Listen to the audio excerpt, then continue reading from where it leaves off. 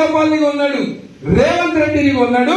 ఇక్కడ మన పెద్దపల్లి పార్లమెంట్ లో ఉన్న 5 ఎమ్మెల్యేలను వెంకటస్వామి కుటుంబం కొన్నందుకు ఇవాళ మన శ్రీధర్ బాబు కదా ఈ పులగాన్ని చూస్తేనే ఒక విజన్ ఉన్న నాయకుడు కనబడతాడు.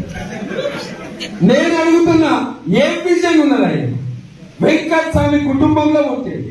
అసలు ఆయన దళితుడే కాదు, ఎస్సీ నియోజకవర్గాలలో పోటీ చేసే అర్హత గడ్డం వంశీకి లేనే లేదు. ఆయన వంశీ మన MP candidate, Congress MP candidate తల్లి ఎస్సీ కాదు. 1000 కోట్ల ఆస్తితో పుట్టిండు. ఆయన భార్య ఎస్సీ కాదు. ఆర్ఎస్ ప్రవీణ్ కుమార్ మొన్న జనరల్ సీట్ల కొట్లాడలేదా? హైదరాబాద్ లో మల్కాజిగిరిలో సర్వే సత్యనారాయణ గారు జనరల్ సీట్ల కొట్లాడలేదా?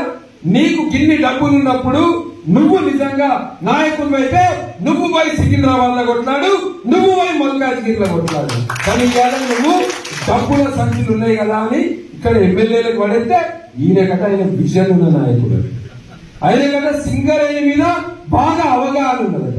నేను చర్చకు సిద్ధం, నువ్వు వస్తావా, వివేక్ గారు వస్తారా, రండి సింగరేణి మీద చర్చకు నేను సిద్ధంగా ఉన్నా. నరేంద్ర మోదీ గారి ప్రభుత్వం సింగరేణిని ప్రైవేటీకరణ చేస్తుందని తప్పుడు ప్రచారం చేస్తుంది.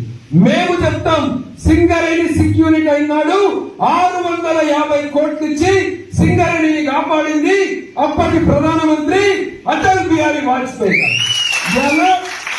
ఇవాళ కోల్ ఇండియాలో ఉన్న వేతనాలు సింగరేణిలో లేవు. కోల్ ఇండియాలో ఉన్న ఇన్కమ్ ట్యాక్స్ మీద బెనిఫిట్స్ సింగరేణిలో లేవు. ఇవన్నీ కూడా కావాలి అంటే అది కేవలం బీజేపీతో సాధ్యం, కేవలం నరేంద్ర మోదీ గారి నాయకత్వంలో సాధ్యం. మేము చర్చకు సిద్ధం. నువ్వు వస్తావా, మీ అయ్య అంటారా, మీ పెద్ద బాబు అంటారా, మీ 7 ఎమ్మెల్యేలు అంటారా, రండి మేము చర్చకు సిద్ధం.